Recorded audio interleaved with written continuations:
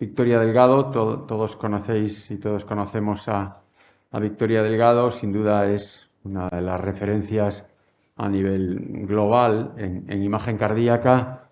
Ella ha hecho una trayectoria desde su formación aquí en el Clínic de Barcelona. Luego ha estado mucho tiempo en Holanda, en uno de los grupos quizás de referencia a nivel mundial en imagen cardíaca, y además en el concepto de imagen cardíaca integrada dentro de la clínica y totalmente vinculado un poco a la clínica y a ella y a su grupo. Se debe a aportaciones fundamentales en el ámbito de la imagen cardíaca, en esa idea de ayuda en la toma de decisiones clínicas, más allá de ayuda en aspectos académicos, de conocer mejor, que también es importante, aspectos de la fisiopatología del corazón y de las enfermedades del corazón. Yo creo que aspectos muy vinculados con la toma de decisiones en práctica clínica. Por tanto, como siempre decimos, seleccionamos a las profesionales, a las personas que vienen aquí a hablarnos de lo que hacen, de su experiencia, y realmente que nos ayuden a mejorar y a buscar nosotros también oportunidades de mejora que todos tenemos. Y hoy es un día especial también en ese sentido, ya que seguro que Victoria nos va a contar una perspectiva en un área clave de la cardiología moderna. Y nada más, agradecer en este momento estar trabajando en Can Ruti, en Barcelona, y por tanto es quizás un estímulo para todos nosotros y una probablemente mayor facilidad de buscar incluso sinergias en determinados aspectos de investigación y aspectos clínicos. Sin duda todo esto tiene que verse como una oportunidad, como la oportunidad que es, y empieza esa oportunidad hoy aquí, pues con esta sesión. Es probablemente la primera vez que nos visita aquí en Santiago y que visita al Hospital Clínico, y por tanto agradecerle que esté hoy aquí, y por supuesto que será, pues bueno, quizás el principio de futuros proyectos de colaboración. Por tanto, Victoria, muchas gracias. Muchas gracias a vosotros. Pues, si me oye bien, ¿la mascarilla se deja o se quita? Gracias. Bueno, como no sé yo. Pues muchísimas gracias por la invitación. Es todo un placer. Para mí es la primera vez, no solo en este hospital, sino en Santiago, y tengo muchas ganas de verlo. Así que si hay oportunidad me daré una vuelta por esta ciudad tan bonita, que generalmente Rafael Vidal pone las imágenes en Twitter, y puedo ver un poco y conocer un poco más la ciudad. No sé si está aquí con nosotros. Bueno, pues el tema que me otorgasteis fue el hablar de la resonancia magnética en la toma de decisiones con pacientes con cardiopatía isquémica. Y la verdad es que pacientes con cardiopatía isquémica es como un continuum, que ya lo dicen las guías, desde pacientes que puedan tener riesgo de enfermedad coronaria y en la que la resonancia magnética nos puede ayudar a detectar o a diagnosticar la enfermedad coronaria, pero luego está el paciente con un evento agudo de infarto de miocardio, las complicaciones agudas y posteriormente el remodelado y el riesgo de muerte súbita que estos pacientes pueden tener. Y en este caso la resonancia pues, podría ser una técnica de imagen que nos ayudase en el diagnóstico y la estratificación de riesgo de estos pacientes. Empezando por el diagnóstico de la enfermedad coronaria.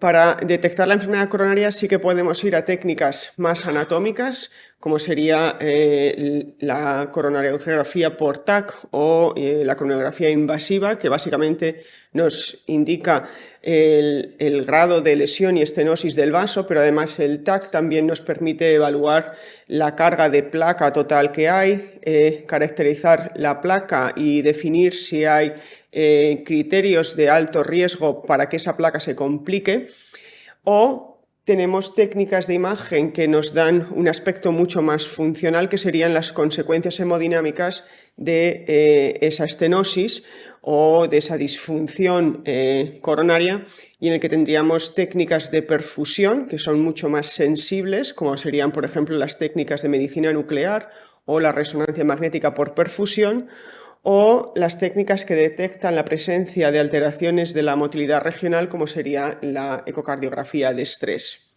Estas técnicas funcionales lo que buscan es desencadenar el mismatch entre la demanda de oxígeno y el aporte de oxígeno que tenemos y en principio pues nos ayuda también a diagnosticar la enfermedad coronaria y a estratificar el riesgo de los pacientes. ¿Cuándo utilizamos estas técnicas? Pues la verdad es que las guías actualmente son bastante amplias en ese aspecto y se basan un poco en las características del paciente, en la probabilidad pretest del paciente de tener enfermedad coronaria y en los recursos que cada centro tenga, además de la experiencia que cada centro tenga. Entonces, para empezar, por ejemplo, con un caso clínico, este es un paciente de 61 años con enfermedad familiar de enfermedad coronaria en pacientes jóvenes, tiene hipercolesterolemia y desde hace 2 meses pues, presenta angina de pecho típica durante jugando al tenis.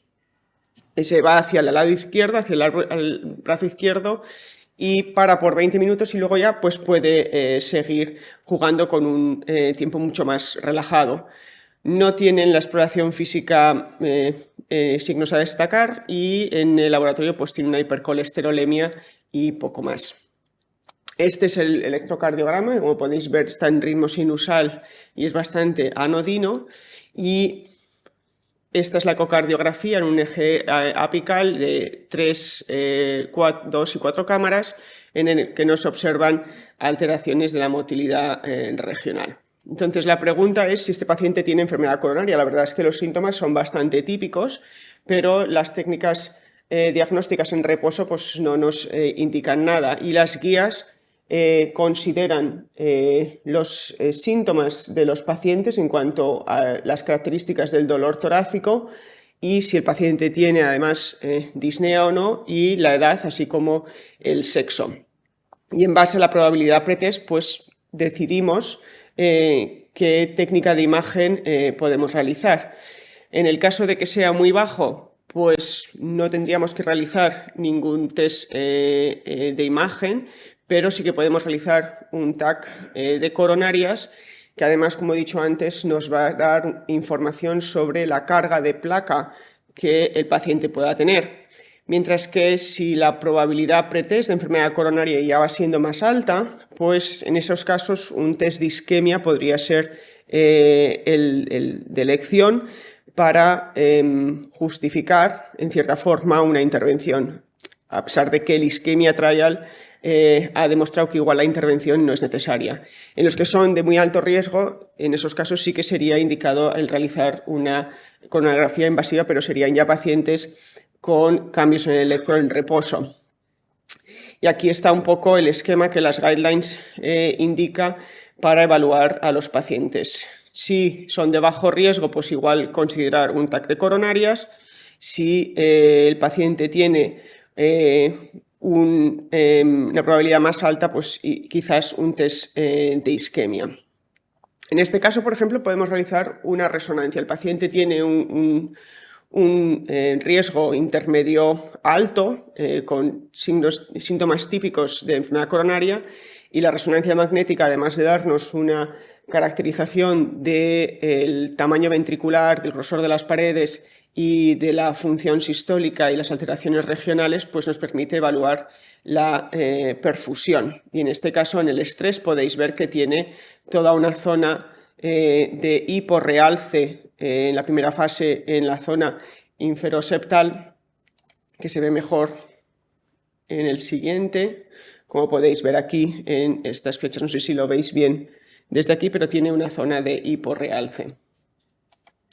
Y esta es la coronariografía en la que se puede ver que el sistema izquierdo pues, tiene algunas placas no significativas, pero en la coronaria derecha tiene una placa muy significativa a nivel proximal y luego antes justo de la crux cordis, con lo cual el paciente recibió tratamiento de prevención secundaria y además se le realizó una angioplastia.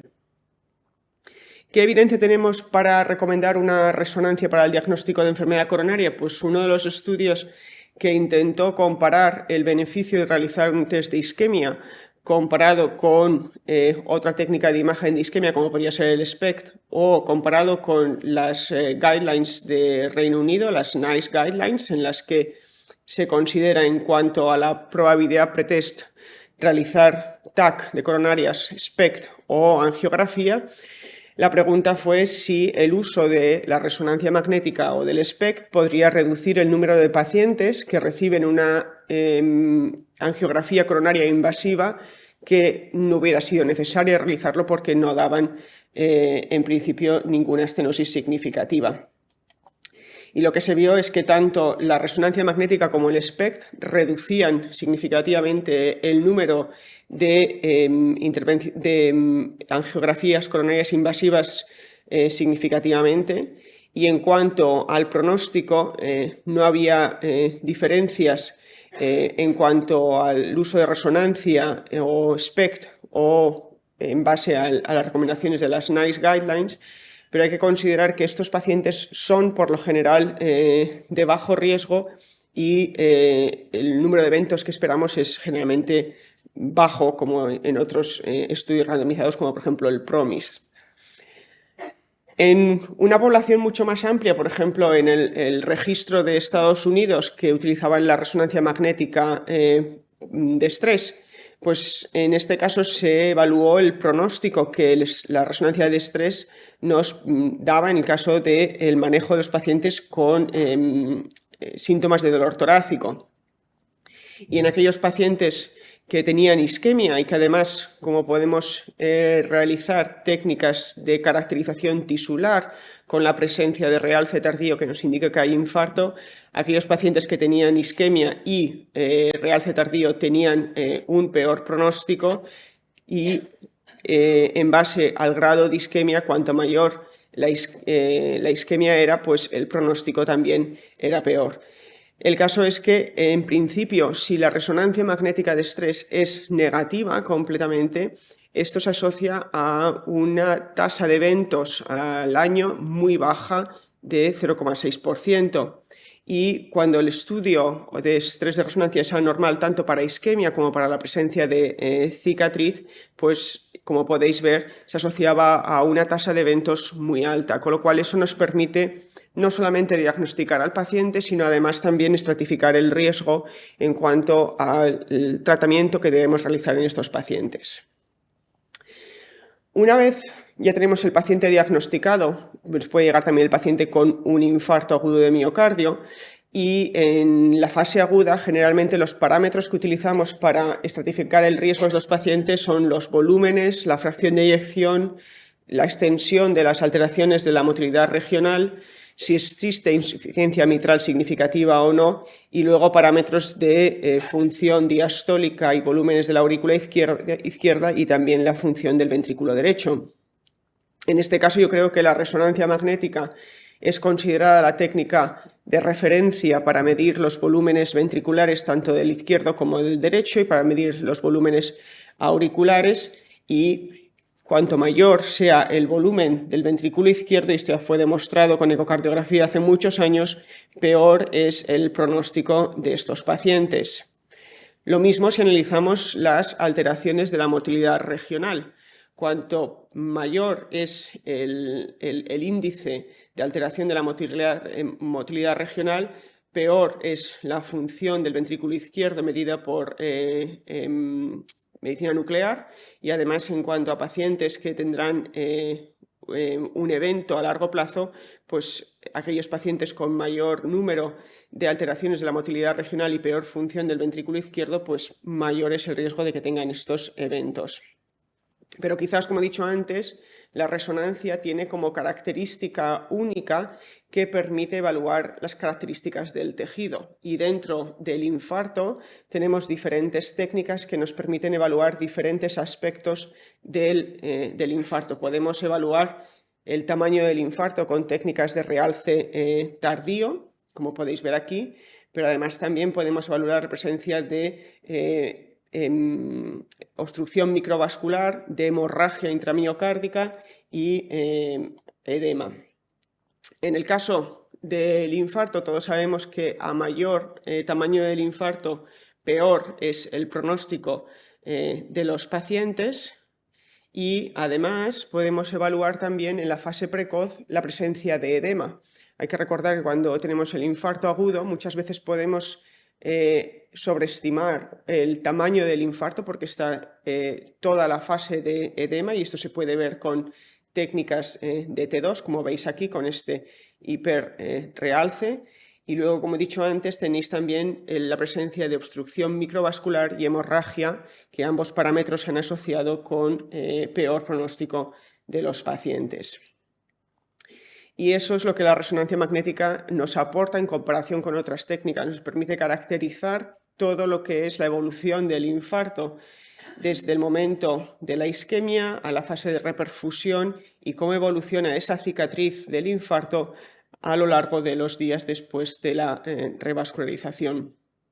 Lo que nos puede pasar es que, como hemos dicho antes, en la fase aguda tenemos un cierto grado de sobreestimación del tamaño del infarto por toda la fase de edema, pero una vez se reabsorbe y se empieza el remodelado de la zona de infarto, el tamaño, si medimos por realce tardío del infarto de miocardio, se va a reducir, y eso hace que tengamos que tener en cuenta cómo evaluamos esas fases para poder medir el tamaño del infarto y hacer la estratificación de riesgo. Y la resonancia magnética se considera como uno de los endpoints en estudios experimentales y estudios clínicos que prueban terapias que intentan reducir el tamaño del infarto o reducir el daño miocárdico. Todo esto es con contraste, pero ¿qué hay de nuevo?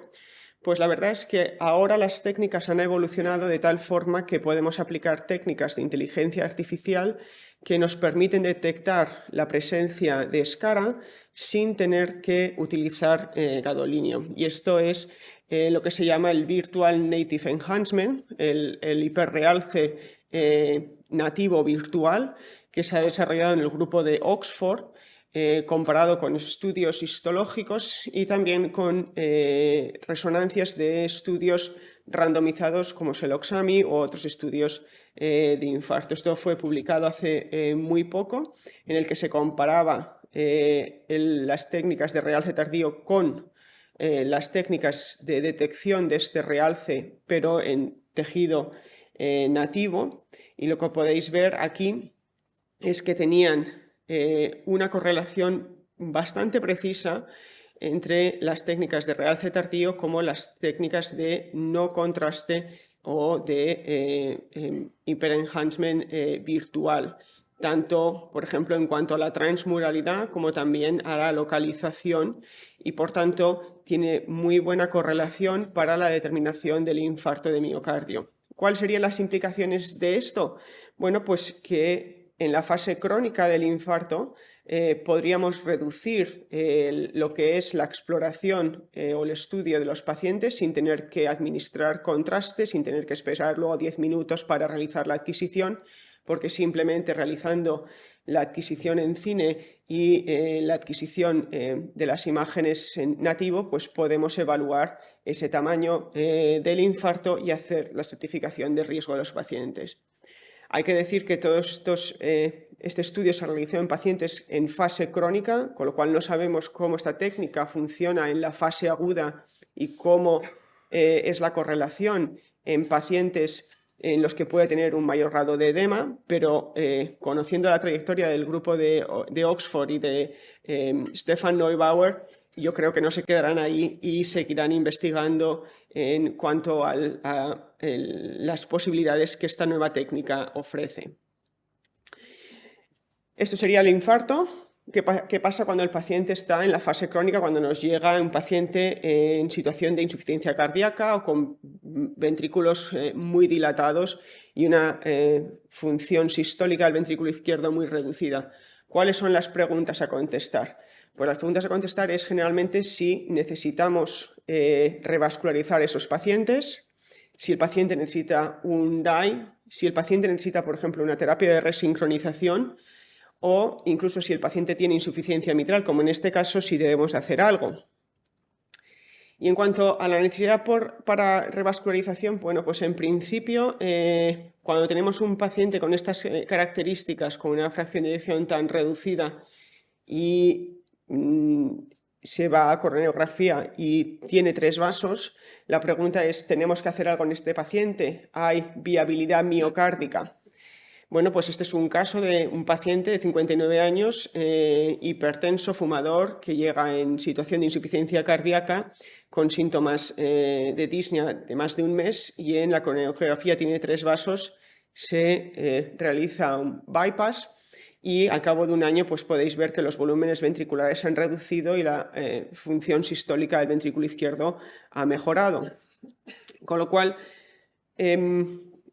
¿cómo podemos justificar, por ejemplo, un riesgo incrementado de realizar una revascularización, en este caso fue quirúrgica, para proceder a esa intervención? Bueno, pues para ello tenemos las técnicas de imagen para detectar viabilidad miocárdica, y el objetivo de detectar viabilidad miocárdica serían identificar a los pacientes que tienen tejido miocárdico viable, que tiene la capacidad de recuperar la función, y así justificar ese riesgo quirúrgico o riesgo de intervencionismo que está más incrementado que el paciente que tuviera, por ejemplo, una fracción de eyección normal. Y lo que hacemos es intentar predecir la mejoría de la función regional, la mejoría de la función global, y esto nos llevaría a predecir el mejor pronóstico después de la revascularización. ¿Y cuáles son las técnicas que tenemos y cuál es lo que evaluamos con cada una de ellas? Pues para evaluar la disfunción miocárdica en la cardiopatía isquémica, lo que tenemos es un continuo desde el miocardio, que sería normal, aquellas situaciones en las que tenemos enfermedad coronaria y episodios de isquemia repetitiva que dan lugar a un miocardio un poco knockout, un stand myocardium, y si esto persiste, pues puede llegar a una situación de hibernación en el que hay finalmente muerte celular y la escara miocárdica. Y lo que vamos a evaluar es siempre si hay reserva coronaria de flujo, si hay reserva contráctil, si la perfusión es normal y si el metabolismo celular es normal. A medida que vamos progresando en esta injuria al miocardio, en este daño al miocardio, lo primero que generalmente se reduce es la reserva de coronaria de flujo, luego se reduce la reserva contráctil, la perfusión, y lo último que se reduce es el metabolismo y aparece ya la escara. Y en ese caso la escara, la revascularización no va a hacer gran cosa, no va a mejorarlo. Y estas son las diferentes técnicas de imagen que tenemos. Podemos utilizar técnicas de imagen nuclear que van a evaluar más el parámetro de perfusión y la integridad de la membrana celular y el metabolismo. Podemos tener la ecocardiografía y la resonancia, que nos van a dar parámetros que generalmente se evalúan para evaluar la viabilidad miocárdica, que es el grosor de pared del ventrículo izquierdo, la reserva contráctil y la perfusión. Y sabemos que aquellos pacientes de estudios retrospectivos en metaanálisis, si el paciente tiene tejido miocárdico viable y se revasculariza, tiene menor mortalidad que si no se revasculariza, mientras que si el tejido es no viable, no importa mucho lo que hagamos, el pronóstico no va a cambiar y va a ser bastante malo. Ahora bien, el STITCH Trial demostró que en principio, evaluando la viabilidad miocárdica, pues tampoco es que tuviéramos gran beneficio. Parece ser que el mensaje que se obtuvo del subestudio de viabilidad del STITCH Trial es que no importa si evalúas la viabilidad miocárdica o no, el paciente debe ser revascularizado, pero el STITCH Trial dejó varias cuestiones abiertas que quizás con el REVIVE Trial ahora se han vuelto otra vez a confirmar. En principio, el STITCH Trial no tenía un estudio de viabilidad estandarizado. Solamente la mitad de los pacientes que fueron randomizados en el STITCH Trial se realizó un estudio de viabilidad, y la gran mayoría recibieron o una dobutamina o un estrés test con medicina nuclear, que en el caso de utilizar talio, que es bastante antiguo, pues es bastante difícil diferenciar si es escara o si hay tejido viable. Y además el trial incluyó todos los segmentos, no se focalizó solamente en los segmentos que eran disfuncionantes, sino que cogieron en global Con lo cual, aquellos segmentos que ya son normofuncionantes, tú no esperas que vayan a mejorar más porque ya son buenos después de la revascularización. Y además, la proporción de pacientes que tenían viabilidad comparado con los pacientes que no tenían viabilidad, pues era mucho mayor, con lo cual hace que hay una cierta desproporción y no sea un estudio que realmente estaba diseñado para contestar esa pregunta. Lo que sí que se sabe es que a mayor isquemia, mayor beneficio del tratamiento con revascularización, tanto en pacientes con función ventricular normal como en pacientes con disfunción ventricular. Y a lo mejor la pregunta es que en el Stitch Trial las técnicas de imagen que se utilizaron pues no eran lo suficientemente sensibles como para poder detectar el paciente que se beneficiaría de la revascularización miocárdica. La técnica, por ejemplo, de PET o la técnica de resonancia magnética con la evaluación de la escara miocárdica, pues quizás son más sensibles.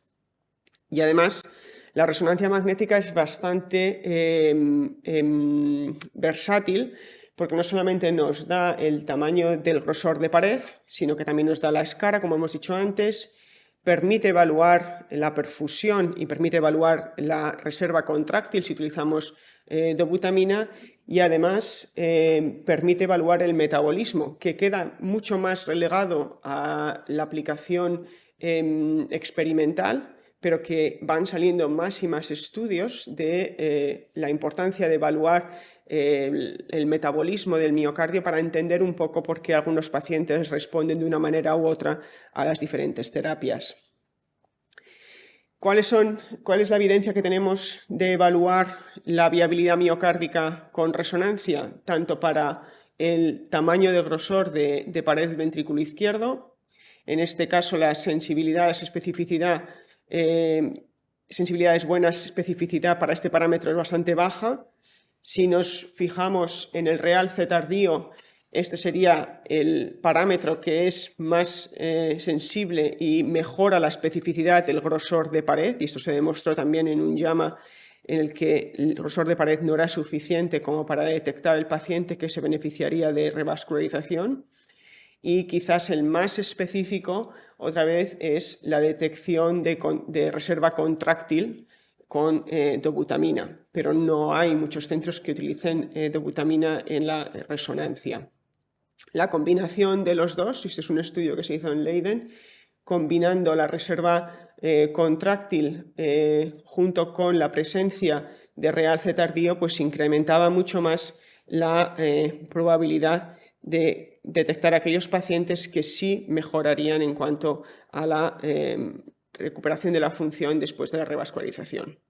Con lo cual, en resumen, la resonancia es la técnica de imagen que tiene una resolución espacial más alta, tiene una gran especificidad y sensibilidad para detectar viabilidad miocárdica y además nos permite evaluar otros parámetros que nos van a ser importantes a la hora de decidir si mandamos el paciente a cirugía, como es la evaluación de la función valvular y la insuficiencia mitral, que hablaremos más tarde. Las limitaciones, pues es que no está muy disponible. Ahora en el sitio donde yo estoy tenemos disponibilidad de 15 resonancias a la semana y a veces alguna más. De donde yo venía al final acabaron reduciéndose casi a no más de 10 al mes. Y además hay contraindicaciones, particularmente, por ejemplo, los marcapasos ahora pues están condicionales, pero hay que tener experiencia para conseguir una imagen adecuada, que no haya mucha interferencia. En pacientes con disfunción renal para el uso de contraste, pues sería un problema. Si utilizamos el realce virtual, pues eso ya no sería un problema. Y luego se necesita la experiencia. ¿Qué otros desarrollos están en el futuro? Pues, por ejemplo, la combinación de dos técnicas que son las más sensibles para detectar viabilidad miocárdica, y eso sería el PET resonancia, en el que podemos superponer la imagen de PET a la imagen de resonancia y correlacionar las zonas de infarto con la captación de radiotrazador, indicándonos si hay metabolismo intacto todavía o no, como en este caso, pero el disponer de un sistema de PET-MRI es un poco más difícil. Y luego la siguiente pregunta que todos nos hacemos es si el paciente se va a beneficiar de un DAI. Y en este caso, en cardiopatía isquémica es mucho más claro que en cardiopatía no isquémica. Los datos o la evidencia que tenemos demostrando el beneficio de la terapia o del implante de DAI en prevención primaria después de infarto pues es bastante abrumadora. Pero quizás la cuestión no es tanto el identificar a los pacientes que se beneficiarán del DAI, sino también identificar a los pacientes que jamás tendrán un shock, que jamás tendrán una terapia y, lo que es peor, que tendrían terapias no necesarias. Y en ese caso el MADIT-2, por ejemplo, en pacientes con una fracción de eyección del 30 o inferior, pues una proporción no desdeñable, un 65% no llegan a tener ninguna terapia durante el seguimiento. ¿Cuáles son los sustratos patofisiológicos que aumentan el riesgo para arritmias? Pues todos utilizamos la fracción de eyección, que es el parámetro más disponible que tenemos porque lo podemos evaluar por muchas técnicas. El tener un infarto agudo previo, el tener isquemia porque nos indica que hay tejido miocárdico a riesgo y el detectar otra vez la viabilidad miocárdica. Para ello, otra vez, la resonancia sería una técnica bastante valuosa por el tamaño de los ventrículos, la determinación de la fracción de eyección y sobre todo la escara, y dentro de la escara evaluar las características de esa escara, porque tenemos una zona que es central, que es la escara dura, pero habría la zona de perinfarto en la que hay una combinación de escara y de células miocárdicas viables en las que se pueden formar circuitos de reentrada y dar lugar a la arritmia. La evidencia que tenemos demostrando que el tamaño del infarto es superior a la fracción de eyección para detectar a los pacientes que tienen mayor riesgo de arritmias es bastante abrumadora, en muchos estudios, y el tamaño del infarto supera con creces la capacidad de la fracción de eyección para identificar a aquellos pacientes que tienen más sustrato arrítmico. Pero quizás lo que nos interesa es sobre todo pues, evaluar la escara y las zonas alrededor de la escara que pueden dar lugar a los circuitos de reentrada que den lugar a la arritmia ventricular. Y en ese caso, por ejemplo, uno de los primeros estudios que se hizo en Leiden en pacientes que ya tenían un DAI y que fueron evaluados con resonancia, se intentó diferenciar dentro de todo lo que era el realce tardío, ver la zona de escara compacta y la zona alrededor de la escara o el border zone que se llama, para ver si esa zona, cuanto mayor zona de perinfarto tienes, pues mayor riesgo de choques por DAI apropiados. Y eso se basa en una caracterización en base a la señal de intensidad que se determina en unos determinados lindares y en los que se codifica de manera automática cuál sería la zona gruesa de escara y la zona de perinfarto en amarillo. En este estudio, el número de pacientes que recibieron un shock apropiado es bastante bajo, pero se pudo ver que no hay diferencias en cuanto a la fracción de eyección, pero sí que hay diferencias en cuanto a la zona de escara total y, lo más importante, en cuanto a la zona de perinfarto. Mayor zona de perinfarto, mayor riesgo de arritmias.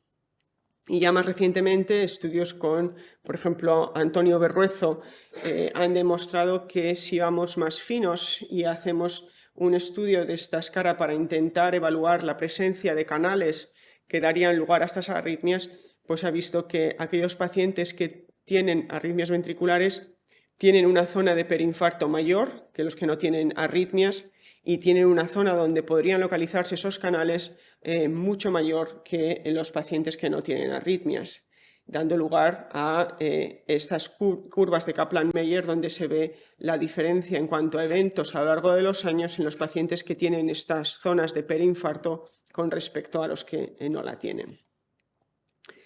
Y en cuanto a la terapia de resincronización, la verdad es que las técnicas de imagen han quedado relegadas quizás a la determinación de la fracción de eyección, porque los parámetros en los que se basan es la presencia de ritmo sinusal y la duración y la morfología del bloqueo de rama izquierda. Y las guías se decantan a utilizar más la resonancia para decidir si el paciente es tributario de añadirle la función de Dye o no. Y en ese caso, el añadirle la función de Dye pues dependerá del tamaño de fibrosis que haya en la resonancia magnética.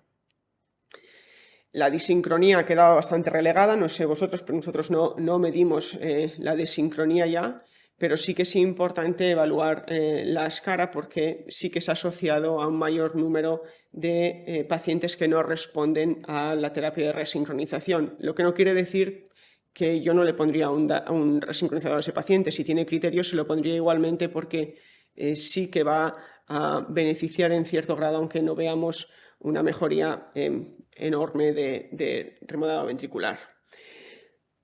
La fusión de imagen intentando correlacionar el TAC y la anatomía de las venas cardíacas con respecto a la presencia de escara, pues se promulgó hace unos años, pero la verdad es que hoy en día, como he dicho, las guías recomiendan la terapia de resincronización cuando el paciente tiene un bloqueo de rama izquierda y quedarían un poco relegadas.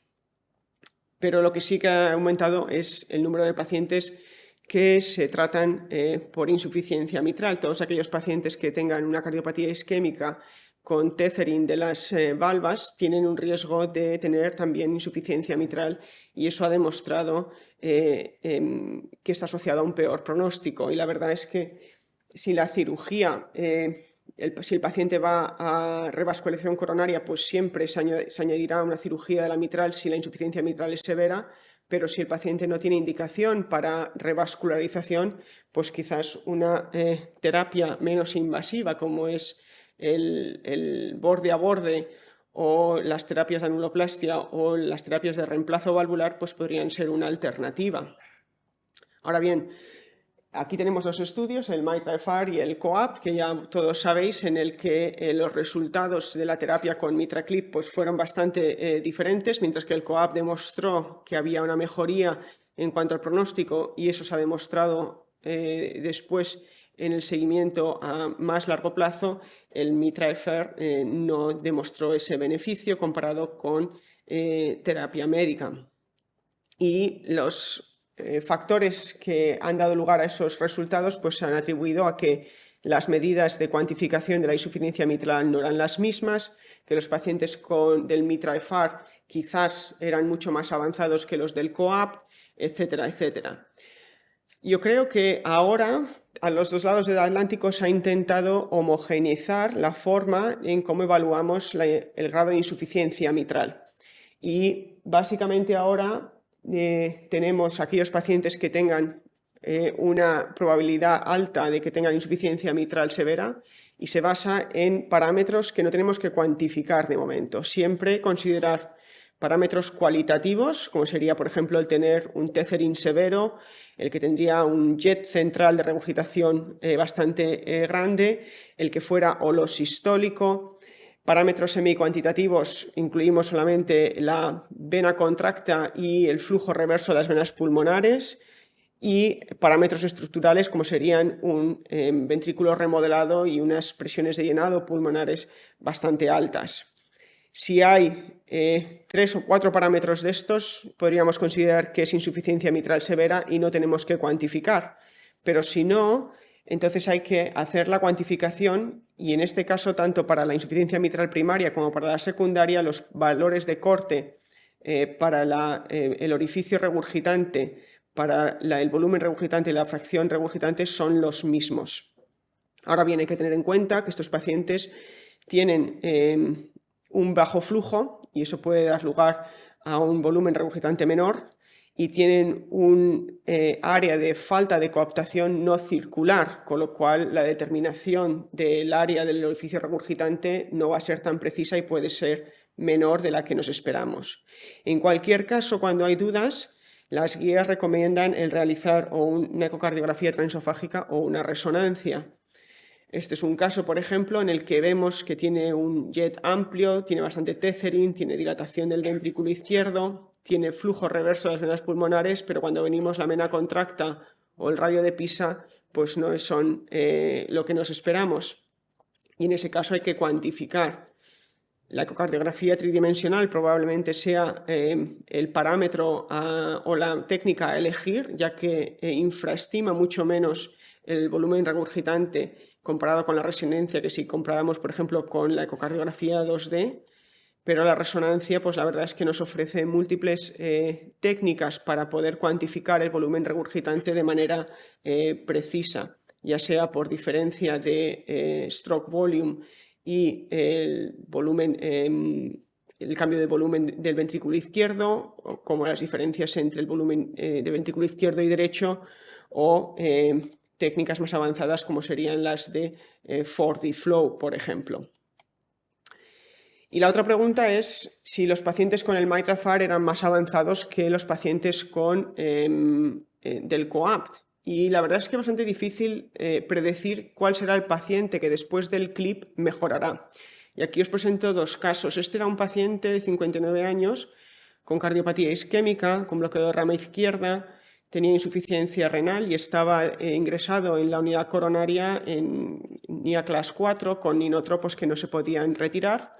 Se le implantó una terapia de resincronización un poco a la desesperada y os digo que en Holanda van todos con función de DAI y se le implantaron 4 MitraClips y podéis ver que aquí el resultado fue, pues como yo le dije al intervencionista, es simplemente has cambiado de un chorro a una cosa de dispersión y ya veremos.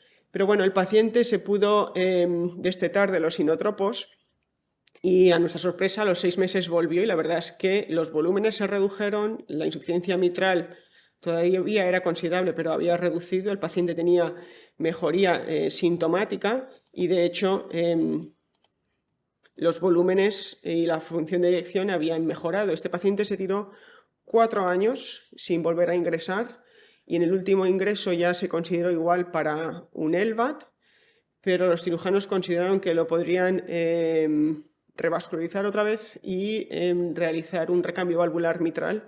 Y la verdad es que el paciente lo pasó bastante mal después del postoperatorio, pero me parece que al final acabó dándose de alta. Y este es otro en el que, pues más o menos, paciente más mayor, pero también con cardiopatía isquémica, ya tenía un DAI, tenía insuficiencia renal, había sido operado de bypass y recambio valvular aórtico y se le pusieron 2 MitraClips y la verdad es que quedó muy bien. Pero como podéis ver, el volumen ventricular no se redujo, sino que se incrementó, como se ha visto en el COAPT trial, y la fracción de eyección se quedó igual. Entonces, ¿cómo predecir cuál es el paciente que se va a beneficiar del MitraClip y que va a mejorar? Pues ahí la fracción de eyección no nos permite evaluar nada, pero quizás otra vez la resonancia sí que nos permite combinar la presencia de viabilidad miocárdica de tejido de escara y el grado de regurgitación. Y aquellos pacientes con una fracción de regurgitación mayor y con mayor escara son los pacientes que tienen peor pronóstico y probablemente van a responder menos al tratamiento.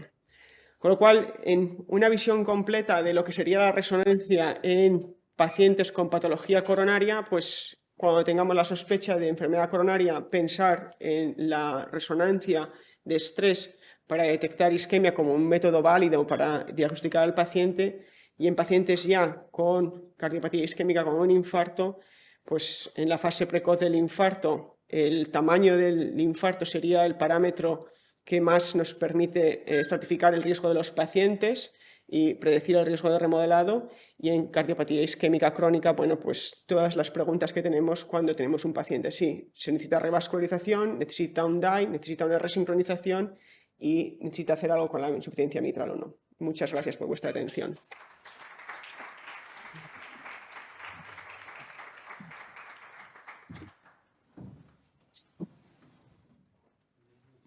Gracias. Gracias, Victoria, por esta revisión un poco del papel de las técnicas de imagen y de la resonancia en la cardiopatía isquémica.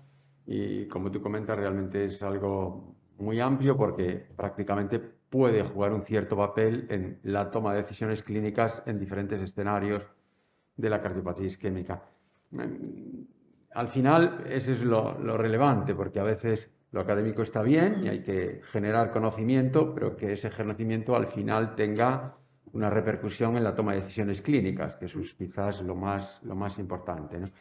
Empezando quizás por el tema del valor de lo anatómico, lo funcional, quizás en pacientes ya diagnosticados de cardiopatía isquémica, ¿no? Entre elegir una técnica anatómica como pueda ser el TAC o incluso en pacientes con sospecha de dolor torácico o una técnica más funcional de buscar isquemia, tanto con resonancia u otras.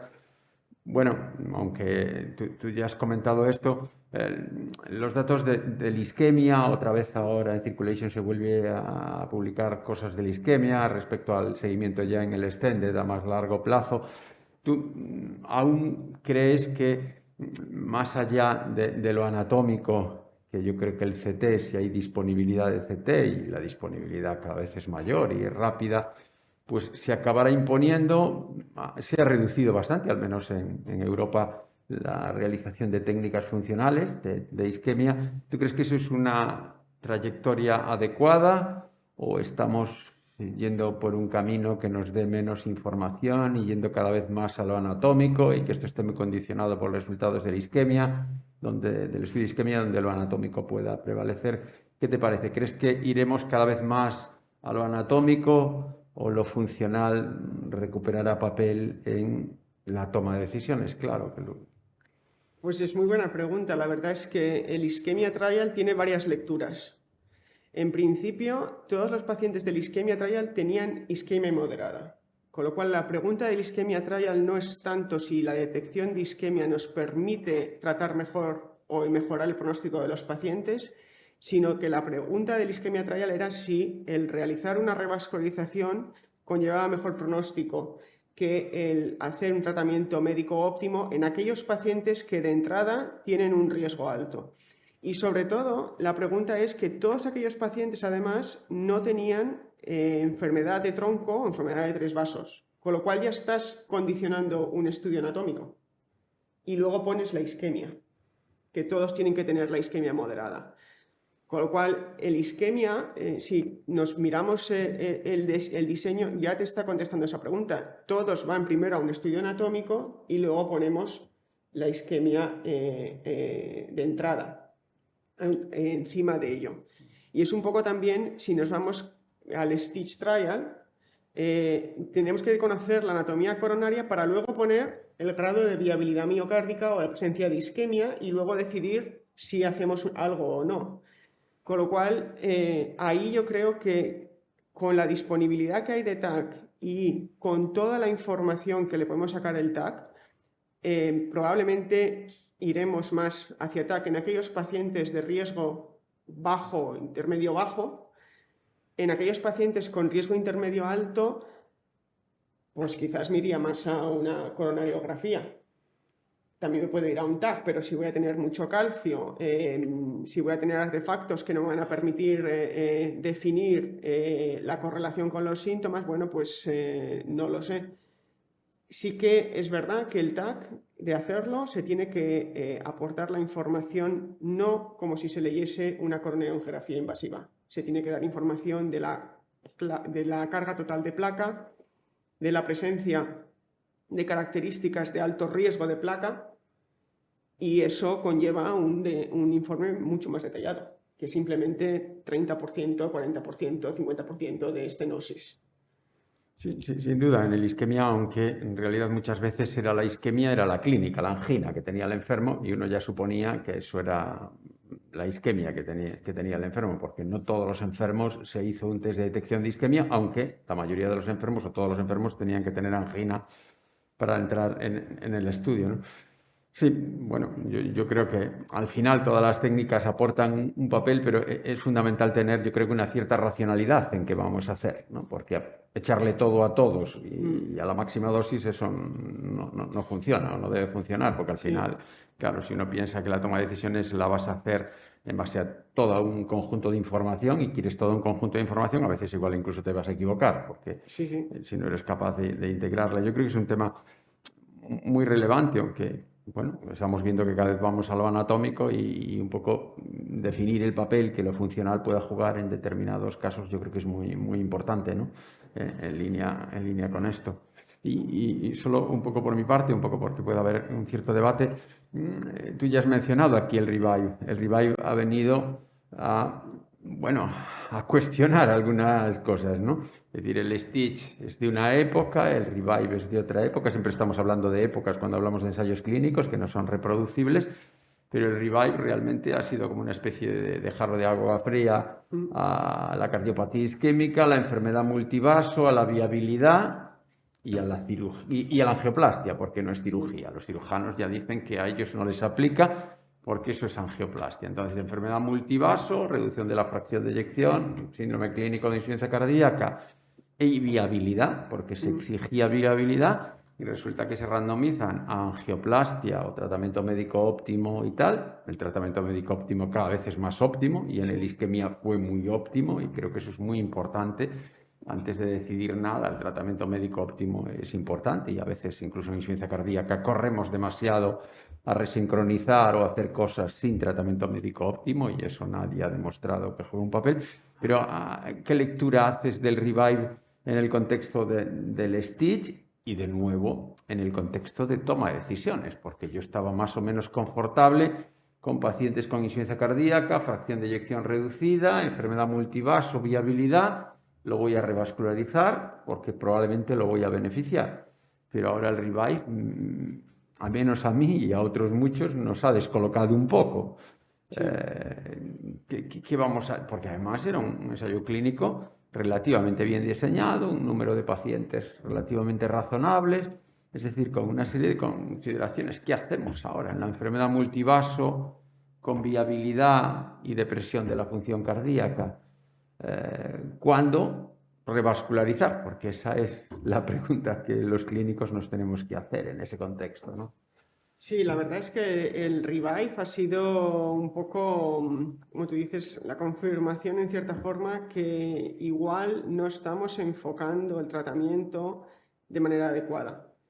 Es verdad que la terapia en prevención secundaria en cardiopatía isquémica es básica y el tratamiento médico que tenemos hoy en día pues ha mejorado mucho el pronóstico de los pacientes y eso hace que cuestione la necesidad de la revascularización miocárdica o por lo menos el justificar. En este caso sería simplemente una angioplastia, pero bueno, si fuera una cirugía, el justificar un riesgo alto de intervencionismo en esos pacientes. Yo creo que una de las preguntas que se hizo en la Sociedad Europea de Cardiología en el Congreso pues fue el evento primario, el endpoint primario. Ahora en el AJA se demostró que tampoco reduce el riesgo de muerte súbita, pero no han hecho un estudio en cierta forma basado en las características igual de la información de la resonancia. Tú tienes la presencia de viabilidad, pero luego, por ejemplo, todas las preguntas en cuanto al tamaño de escara es lo mismo, los pacientes que tengan más escara que los pacientes que tengan menos, probablemente esos subestudios vendrán luego. Y la verdad es que, como dices tú, el hacer todo a todos pues no tiene ningún sentido porque además te va a liar. Siempre hay que intentar responder a la pregunta clínica que tú tienes y la resonancia magnética pues es una técnica muy versátil en la que estamos acostumbrados a oír que consume mucho tiempo, que es muy cara, pero a lo mejor a mí la pregunta que me interesa, teniendo un paciente con cardiopatía isquémica, que lo tengo con los 4 fantásticos tratamientos, que está bien controlado, pero a lo mejor tiene mucha escara y me pregunto si ese paciente está a riesgo de muerte súbita. Bueno, pues hágame usted un estudio de gadolinio solo. No ocupe la máquina 1 hora, porque yo solo quiero contestar esa pregunta. Y a lo mejor si tiene mucha escara, sí que me planteo la pregunta de poner un DAI, mientras que si no tiene mucho, pues igual me quedo sin poner un DAI. Sí, ese es un poco hacia el DAI, pero otra cosa es la pregunta de yo a este lo mando a revascularizar o no. Es decir, en ese contexto, ¿cuándo lo mando a revascularizar? Porque hasta ahora, con un ensayo clínico, con las limitaciones que era el stitch y la extensión del stitch, que seguía manteniendo el beneficio, uno se encontraba relativamente confortable si demostrabas viabilidad, con lo que has comentado, en revascularizarlo. Pero justo un estudio moderno, con un estudio de la viabilidad un poco más estricto que lo que se hizo en el stitch, pues resulta que las curvas están justo encima una de las otras. Claro, seguro que habrá pacientes que ahí se beneficien. ¿Cómo identificar los pacientes que yo voy a beneficiar? Porque lo que no puede ser es que yo vaya, que me quede tranquilo, yo me quedo tranquilo mandando a este señor a operar o a poner angioplastia, igual va peor, ¿no? Porque ahora, yo creo que esa Pues es un poco la cuestión que el Revive nos va a plantear, cómo seleccionar en todo ese marco que nos daba seguridad del Stitch, qué pacientes se puedan beneficiar. yo creo que es un poco poniendo al paciente también un poco en el centro y discutiendo con el paciente las posibilidades. La mayoría de pacientes van a decir, pues haga usted lo que usted considere. Claro, sí. Pero sí es cierto que te da mucha información, por ejemplo, pues quizás un estudio funcional de cómo está respondiendo ese paciente en cuanto a síntomas. Y si mejora con el tratamiento médico, pues se puede replantear la necesidad de revascularizar o no. Luego está también, como hemos dicho antes, la patología asociada, si tiene, por ejemplo, una insuficiencia mitral asociada. Sí, sí. Entonces, Serían otros elementos a tener en cuenta sí, en esa toma de decisiones porque tú le vas a operar no tanto por la angina que pueda tener, que eso es otro escenario, ¿no? Le vas a revascularizar porque crees que revascularizándole le vas a mejorar el pronóstico, no tanto le vas a mejorar los síntomas. En la cardiopatía isquémica crónica, la información de que mejora los síntomas, bueno, los que tienen angina, a pesar de la órbita, pues uno va a creer que mejora los síntomas, ¿no? La mejoría del pronóstico ya está un poco más en el alero. Y en la insuficiencia cardíaca, que lo teníamos un poco relativamente claro, pues ahora el Revive nos lo deja, sí. nos mueve un poco el escenario. Es solamente tener en cuenta eso, ¿no? Es como, claro, la resonancia. Yo estoy convencido que, claro, que la resonancia, sobre todo en la toma de decisiones del DAI, e incluso en la miocardiopatía no isquémica, porque en la isquémica, pues bueno, más o menos el DAI en la indicación clásica de depresión de la función y tratamiento médico óptimo y sigues con FEBI reducida, pues bueno, el DAI probablemente juega un poco, sobre todo en la isquémica. Lo que sí es que no vale poner el cable en cualquier sitio y hay que buscar adecuadamente y ya veremos el futuro de la estimulación endocárdica, que pueda ser mejor que la estimulación epicárdica en una vena con un sistema de estimulación endocárdica. Pero sí, nos ha movido mucho la resonancia, pero ¿tú por qué crees que no ha llegado a, por ejemplo, las guías del 21, que ya era después incluso de la publicación del grupo de Belviche, de la relación entre el gadolinio en la miocardiopatía no isquémica y el pronóstico, y que los que tenían gadolinio y fiebre reducida tenían un pronóstico peor? Pero mi sorpresa fue que en las guías del 21 tampoco impactó. Al final se fueron un poco a los criterios clásicos. Tú sí que en miocardiopatía dilatada no isquémica, si tuvieras dudas de DAI sí o no, aunque las guías americanas son más claras de DAI sí, las europeas han bajado a 2A, ¿le harías resonancia o irías por criterios clásicos? Sí, sí. Tú se lo harías, y si Yo tiene en, gadolinio se lo pondrías, y si no, no. yo en un no isquémico, yo creo que sí. Además, en un no isquémico, dependiendo de cómo sea el patrón de escara, ya te orienta a ciertas etiologías. Ya. Y lo siguiente sería el hacer un estudio genético que puede darte el resultado de un cierto riesgo por determinadas arritmias. En el caso de la insuficiencia cardíaca, mira, hace 2 semanas comentábamos en sesión médico-quirúrgica el caso de un paciente de 60 y pico de años que llega con insuficiencia cardíaca de nuevo, ventrículo izquierdo enorme, tiene escara circunferencial, tiene lesiones coronarias, pero parece que la base es como una dilatada y encima el paciente ha hecho enfermedad coronaria y la pregunta es si se revasculariza o no. Y yo dije, bueno, ¿y se le pone un DAI? Porque con esa escara circunferencial está asociada a arritmias ventriculares. Y la contestación que yo recibí es que es naif este paciente. Y yo, bueno, vale, yo le puedo poner los 4 fantásticos que le llamáis insuficiencia cardíaca, pero ¿quién lo da de Pero ya, alta con este riesgo? Y la otra pregunta era si el paciente se tenía que revascularizar o no. Y volvió a salir la discusión del REVIVE, que demostró que no hay mejoría de pronóstico. Es una pregunta del día a día, pero ahí yo en ese caso sí que me fío más de la resonancia. Claro, sí. Obviamente las guías son las guías y es un marco, pero al final tú tienes que tomar decisiones con el paciente. Las guías dicen que tienen que optimizar el tratamiento médico y si sigue con FEBI menor de 35, pues decídele poner un DAI, pero después de haber optimizado el tratamiento médico. Yo creo que eso de alguna forma se debe mantener para la generalidad, pero luego, claro que hay casos particulares. Pues si es un paciente que tiene una cicatriz circunferencial, que son los que tienen más riesgo, incluso los que tienen una cicatriz medio septal, que también tienen más riesgo, pues eso puede ayudar en la toma de decisiones. Pero eso es importante, la individualización, pero partiendo del conocimiento de las limitaciones, porque, vuelvo a repetir, a veces tomamos decisiones para quedarnos nosotros tranquilos.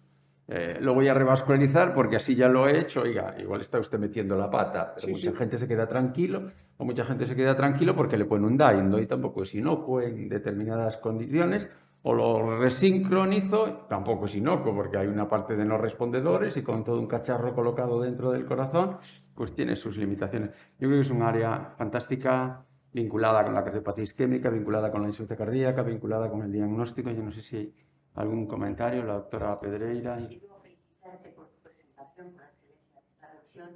Y yo voy a cambiar de tercio, algo absolutamente antipático, yo creo, para todo cardiólogo, ¿no? Que es el INOCA. ¿Cuál crees tú que es el papel dentro de la cardiopatía isquémica y conociendo además las connotaciones pronósticas que tiene? ¿Qué técnica de imagen podría ser en un estudio no invasivo, de estas casi la mayoría, ¿no? Una gran proporción?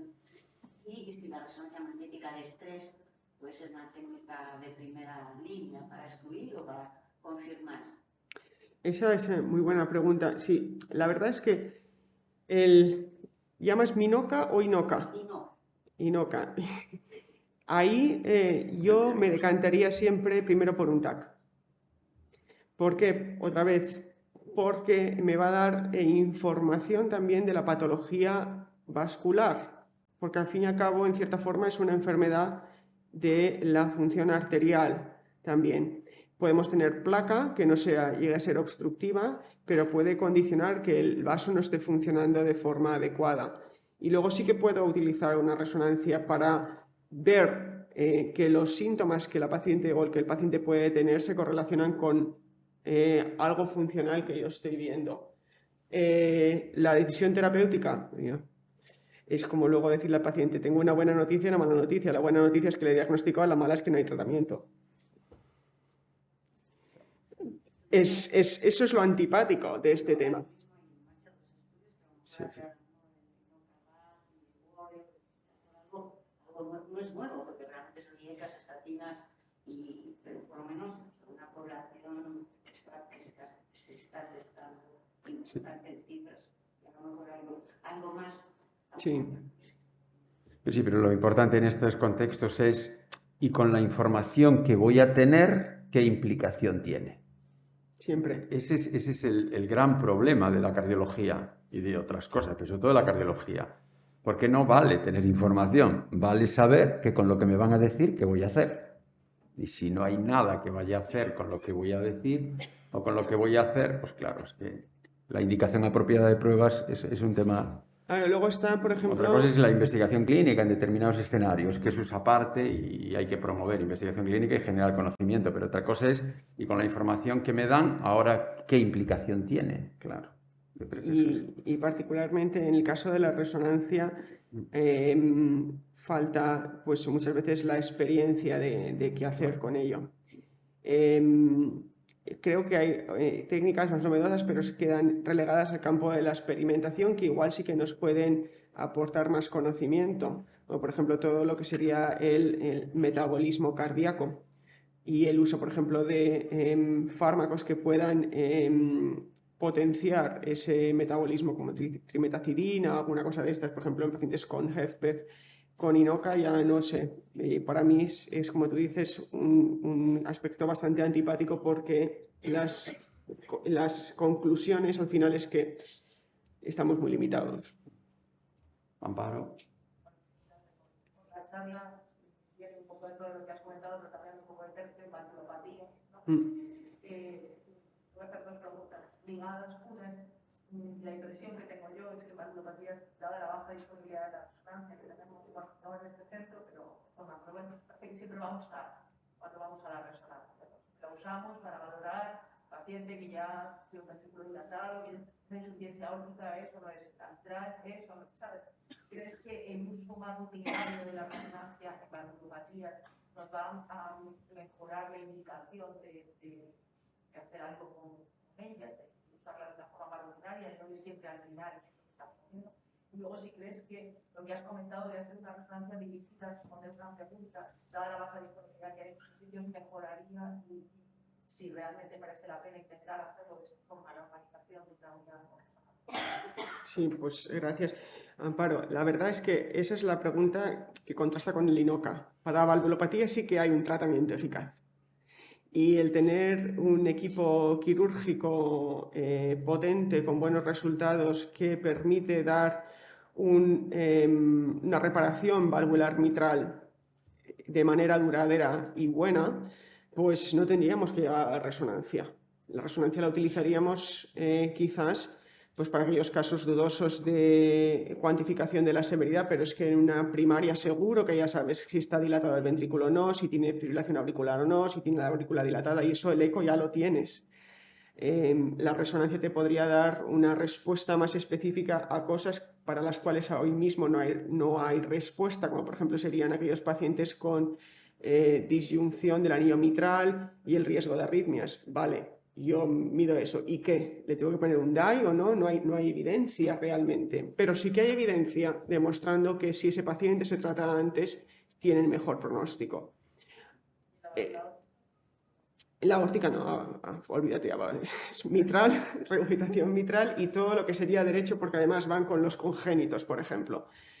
Pero ya está. Entonces, en la insuficiencia mitral secundaria, dentro del contexto de la viabilidad miocárdica y del estudio para una potencial revascularización, igual sí que te podría mejorar o refinar el riesgo del paciente a la hora de la intervención. Pero no más. A ver, esos estudios son importantes saber, ver, intentar entender por qué las terapias de borde a borde, por ejemplo, los resultados han sido diferentes, pero bueno, es que ya son pacientes que han sido desahuciados en cierta forma para cirugía, y cualquier mejoría que les podamos dar, pues bienvenida sea, pero ya está, no hay más. En el caso de la pregunta dirigida, yo estoy totalmente de acuerdo. Para pacientes que tú quieres evaluar simplemente los volúmenes y que además tú puedes sacar un T1 para evaluar la presencia de fibrosis difusa, eso son 15 minutos y lo ha demostrado James Moon. Para evaluar la presencia de escara, no tendrías por qué hacer los volúmenes, ya los tienes por ecocardiografía. ¿Qué más te da que con ecocardiografía midas 220 y por resonancia 250? Es que es lo mismo. Pues enséñame la cicatriz, enséñame lo que la ecocardiografía no me aporta, que es la caracterización tisular. Y ahí yo creo que sí que se puede reducir el tiempo de escáner. ¿Qué pasa? Que la resonancia es una técnica que en la gran mayoría de los centros está ligada a los radiólogos, y los radiólogos miran el tórax y nos miran las linfadenopatías y nos miran todo, que me parece muy bien, pero mi pregunta es más la función cardíaca o el tejido tisular miocárdico. Muy bien, pues nada, realmente estaríamos aquí toda la mañana porque es la toma de decisiones de cada día en un escenario que es insuficiencia cardíaca, que es cardiopatía isquémica, que están íntimamente relacionadas, y es la mayoría de nuestros pacientes, también algunos con enfermedad valvular, pero como tú dices, hay que seleccionar lo que realmente aporta valor y lo incremental, pues más investigación y más génesis de conocimiento. Por tanto, muchas gracias. Gracias a vosotros. Nada, encantado. Un placer. Nada.